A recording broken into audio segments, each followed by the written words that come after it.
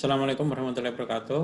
Jadi untuk materi minggu ke-8 ya, minggu ke-8, minggu ke-9 sama minggu ke-10 nanti saya yang ngampu ya. Jadi untuk materi yang minggu ke-10 ya, itu tentang epilepsi ya, epilepsi dan status epileptikus.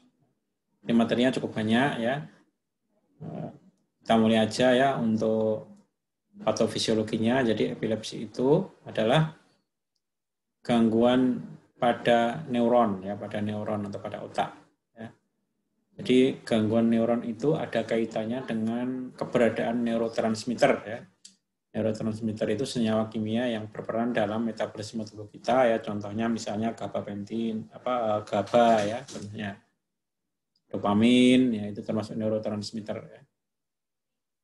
Nah, sifatnya itu adalah reversible ya. Jadi gangguan itu sifatnya reversible, artinya apa? Artinya bisa normal kembali ya. Jadi bisa normal kembali, bisa balik lagi, bisa normal lagi, itu namanya reversible. Jadi gangguan di otak itu gangguannya itu tidak permanen ya, tapi dia reversible ya.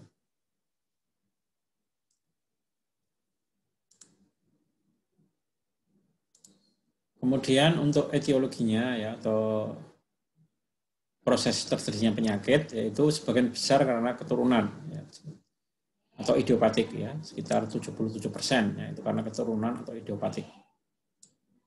Dan diderita oleh orang yang usia muda ya, sekitar umurnya antara 5 sampai 20 tahun. Nah, jadi etiologinya itu sebagian besar adalah orang muda, dan banyak yang selalu diikuti oleh riwayat keluarga. Jadi riwayat keluarganya itu ada yang menderita epilepsi ya. Riwayat keluarga itu tidak harus ayah ibunya ya, tapi bisa menyamping misalnya paman ya atau bibinya. Jadi kalau ada yang mempunyai riwayat keluarga epilepsi ya, maka beberapa keturunannya itu bisa atau berisiko untuk menderita epilepsi. Kemudian yang kedua, penyebab etiologi yang kedua adalah kelainan ya. Kelainan pada saat dia lahir itu mengalami kelainan, namanya kelainan kongenital ya. Kemudian yang lain ya, etiologi yang lain adalah kelainan metabolik ya. Kelainan metabolik itu contohnya yang paling gampang adalah penderita diabetes ya. Jadi penderita diabetes itu punya resiko ya untuk menderita epilepsi ya. Kemudian ada juga keracunan ya, keracunan obat-obatan itu juga bisa menyebabkan epilepsi. Jadi epilepsi itu memang tidak selalu karena keturunan ya, tapi epilepsi itu bisa jadi karena kondisi pada saat orang itu beranjak dewasa, yaitu kondisi penyakit, misalnya karena penyakit diabetes atau tadi karena dia mengalami intoksikasi atau keracunan obat-obatan. Dia minum obat terus ya lama-lama dia akan menderita epilepsi.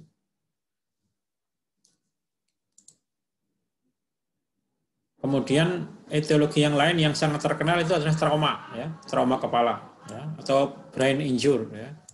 Ini sangat sering terjadi ya, beberapa pasien yang mengalami cedera kepala atau brain injury ya, itu mengalami epilepsi ya. Jadi sampai 2 tahun post trauma itu prosesnya. Jadi banyak pasien-pasien yang mengalami cedera kepala itu akhirnya menderita epilepsi ya. Kemudian sebab lain misalnya adanya tumor ya, adanya infeksi, penyakit degeneratif dan sebagainya. Kemudian faktor pencetus ya, atau faktor presipitasi. Jadi faktor pencetus itu maksudnya triggernya ya. Jadi orang sudah menderita epilepsi, kemudian kalau kena trigger ya, atau pencetus, dia akan kumat ya. Tidak, namanya itu faktor pencetus atau faktor presipitasi ya. Misalnya yang pertama adalah sensoris ya. Faktor sensoris itu lewat indera ya, lewat indera. Misalnya indera penglihatan ya. Kalau ada cahaya berkedip-kedip ya dia kumat ya.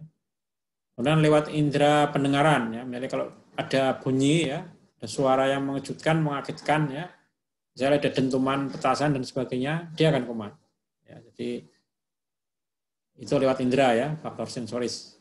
Kemudian lewat indera perasa, yaitu air panas. Jadi tersiram air panas, ya, epilepsinya kumat. Jadi ini sangat perlu diperhatikan ya bagi penderita epilepsi. Dia harus memahami faktor pencetusnya itu apa. Kalau dia memahami, dia akan berusaha menghindari, ya, akan berusaha menghindari. Kalau bisa dihindari, dia akan berusaha menghindari. Kemudian faktor sistemik, ya, faktor sistemik itu faktor yang memang sulit dikendalikan, ya.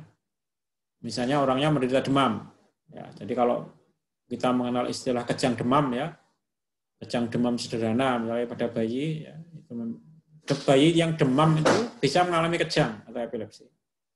Itu faktor sistemik. Atau orang terkena penyakit infeksi, ya, itu trigger. Jadi orang sudah punya bakat epilepsi, kemudian dia terkena penyakit infeksi, trigger lalu kumat. Itu ya, itu beberapa penyebab, ya, faktor sistemik. Kemudian faktor mental, ya, mental itu juga trigger, ya. Jadi kalau orangnya rapuh, ya, gampang terkena stresor, ya, dia posisi dia stres, ya, dia akan mengalami bangkitan epilepsi, ya, dia akan kumat epilepsinya. Ya. Itu beberapa faktor pencetus, ya, atau presipitasi atau triggernya. Ya. Kemudian patofisiologinya, ya, patofisiologinya itu tadi sudah saya singgung, ya, adalah ketidakseimbangan. Ya. Patologi itu ketidakseimbangan pada neuron, pada saraf di otak. Ketidakseimbangannya dalam bentuk apa? Yaitu dalam bentuk ketidakseimbangan neurotransmitter. Antara neurotransmitter yang menyebabkan eksitasi, ya, antara neurotransmitter yang menyebabkan eksitasi dan neurotransmitter yang menyebabkan inhibitori. Jadi eksitasi itu pemicu, yang memacu, ya. Sementara inhibitori itu menghambat.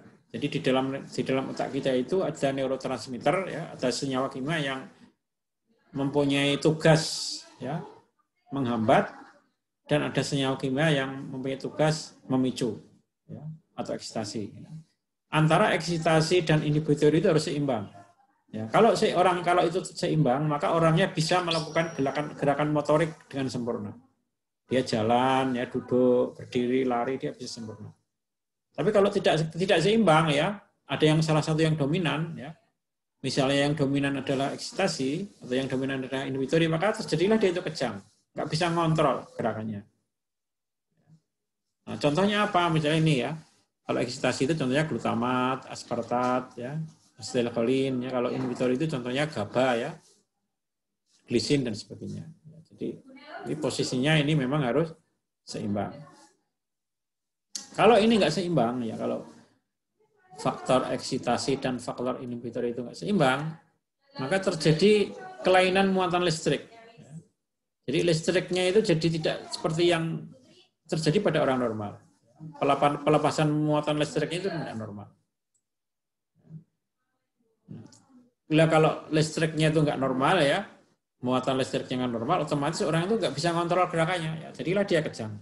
Ya, itu adalah patofisiologinya kira-kira seperti itu. Ya, jadi gampangnya patofisiologinya itu adalah ketidakseimbangan antara faktor eksitasi, ya, pemicu, dan faktor inhibitori penghambat, ya, sehingga terjadi kelainan muatan listrik, ya. Akibatnya orangnya itu kalau jalan tidak sempurna, kejang, ya, dan sebagainya, nggak bisa ngontrol, ya. Patofisiologinya. Kemudian jenis-jenis epilepsi. Jadi epilepsi itu macamnya banyak, ya. Jadi sehingga obatnya itu juga rumit, ya. Karena setiap jenis epilepsi itu obatnya beda-beda, ya. Jadi setiap jenis epilepsi satu dengan epilepsi yang lain itu jenisnya obatnya itu juga beda. Jadi epilepsi itu dibagi dua sebenarnya, dibagi dua jenis, ya. Yang pertama adalah bangkitan parsial atau bangkitan sebagian, ya. Atau partial seizure. Ya, bangkitan itu kalau di bahasa Inggris kan itu seizure, ya. Bangkitan parsial atau partial seizure, ya, ini partial seizure. Ini menyerang sebagian dari otak. Ya, kalau namanya aja parsial, jadi dia menyerang sebagian dari otak. Bangkitan parsial atau partial seizure ada tiga, ya, di sini ada tiga. Ya. Yang pertama adalah bangkitan parsial sederhana, ya, ini parsial sederhana, ya. Dan parsial kompleks, ya. Kemudian partial mid tonic clonic. Ya, jadi ini ada 3. Kemudian yang kedua, bangkitan umum atau general seizure. General seizure atau bangkitan umum ini lebih kompleks ya, lebih berat ya sifatnya ya, karena menyerang semua bagian dari otak. Ya. Jadi semua bagian dari otak itu diserang ya. Semua bagian dari otak itu mengalami ketidakseimbangan antara faktor excitatory dan faktor inhibitory. Namanya general seizure. General seizure. General seizure ini obatnya itu jenisnya ada 6 ya, banyak ya. Jenisnya ada 6 ya. Ada yang namanya petit mal, ya, ada yang namanya grand mal, ya. Ada yang namanya atonik, ya, klonik dan tonik dan sebagainya. Jadi ada 6. Kemudian yang C, yang bagian yang lain adalah kejang yang tidak dapat diklasifikasikan. Jadi ini adalah pengklasifikasian obat penyakit epilepsi. Kenapa perlu diklasifikasikan? Karena setiap klasifikasi itu obatnya beda-beda. Macam obatnya itu beda-beda.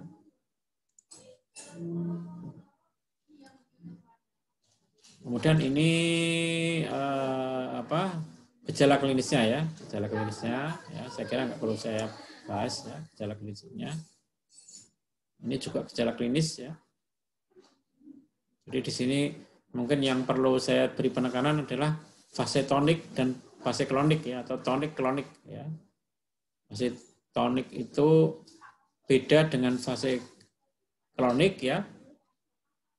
Ini kalau fase tonik itu lengan dan tungkai itu kejang ya. Kemudian wajahnya merah ya, dan sebagainya ya. Kemudian kalau fase klonik itu prosesnya itu beda, yaitu dia menggigit lidahnya sendiri ya, menggigit lidahnya sendiri, tekanan darahnya turun. Ya, ini fase klonik. Jadi fase klonik itu cirinya tekanan darahnya itu turun ya. Sementara kalau fase tonik ya, sesuai dengan namanya ya, tonik, tekanan darahnya cenderung naik. Cenderung naik. Jadi ada fase tonik, ada fase klonik ya. Biar mudah diingat, kalau tonik itu tekanan darahnya naik, kalau klonik tekanan darahnya turun, ya, lidahnya digigit, itu fase klonik. Jadi kalau ada istilah tonik klonik itu maksudnya seperti itu. Kemudian ini gejala kliniknya tadi ya. Kemudian di sini saya lanjutkan ya mengenai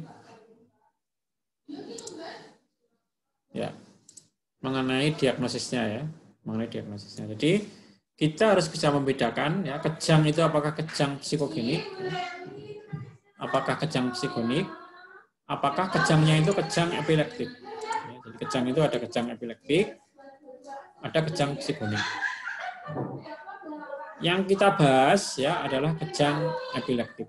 Yang kita bahas adalah kejang epileptik, bukan kejang psikogenik. Kejang epileptik ini ya adalah kejang karena penyakit epilepsi. Sementara kejang psikonik adalah kejang karena kondisi psikis ya, yang enggak ada kaitannya dengan epilepsi. Ya, contohnya ini ada bedanya ya, kalau kejang epileptik itu semua umur mengalami ya. Kemudian serangannya itu terjadi pada malam hari. Ya, jadi serangan malam dapat terjadi, tapi penderitanya nggak sadar. Tapi kalau kejang psikogenik itu penderitanya itu ngerti kalau dia itu kejang. Tapi kalau orang yang kena epilepsi itu dia nggak ngerti kalau dia itu kejang. Jadi kalau dia kejang nggak sadar.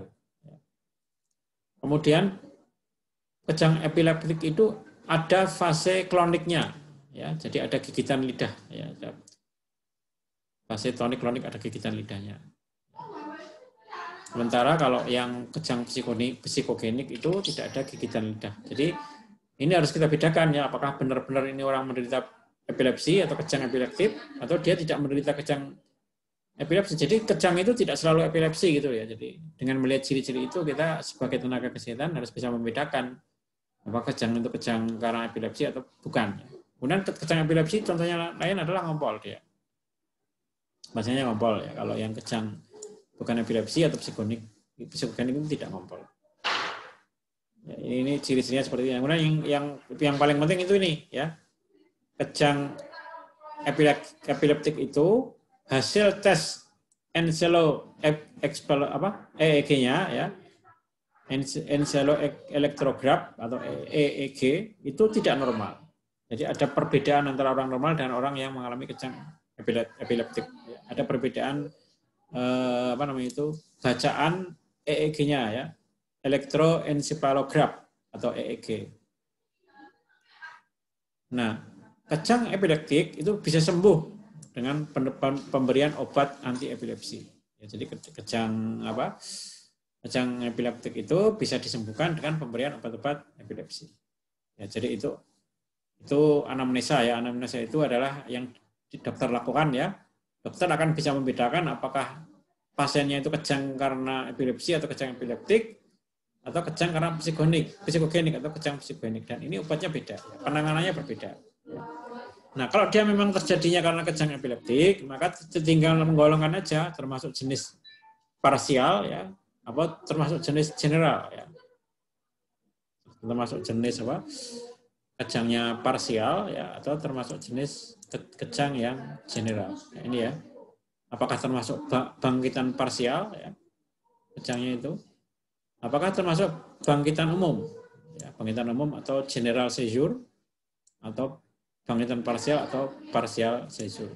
Jadi itu. Ya. Ini adalah semuanya adalah kejang epigenik ya. Kejang itu? Ini ya, kejang epileptik. Kemudian bagaimana diagnosisnya ya? Bagaimana prognosis? Prognosis itu adalah perkiraan ya. Prognosis itu adalah perkiraan tingkat ringan atau beratnya penyakit, itu prognosis ya. Nah, biasanya orang yang didiagnosis kejang epileptik ya, didiagnosis epilepsi itu dia kedepannya itu prognosisnya itu bagus ya, baik ya. Artinya apa? Artinya hampir semuanya pasien itu sembuh ya sebenarnya, asal dia mengikuti terapi dengan baik ya. Jadi pada umumnya prognosisnya itu sekitar 70-80% itu adalah pasien sembuh. Bahkan tidak hanya sembuh, bahkan separuh dari pasien yaitu akan sama sekali tidak minum obat. Kemudian sisanya yang 20-30% ya menjadi epilepsi kronis. Ya, jadi epilepsi itu menjadi tidak tertangani ya, tidak dikendalikan. Dalam kondisi ini pengobatannya akan semakin sulit. Jadi dari sini kita bisa melihat bahwa penanganan yang tidak baik itu menyebabkan prognosisnya itu buruk.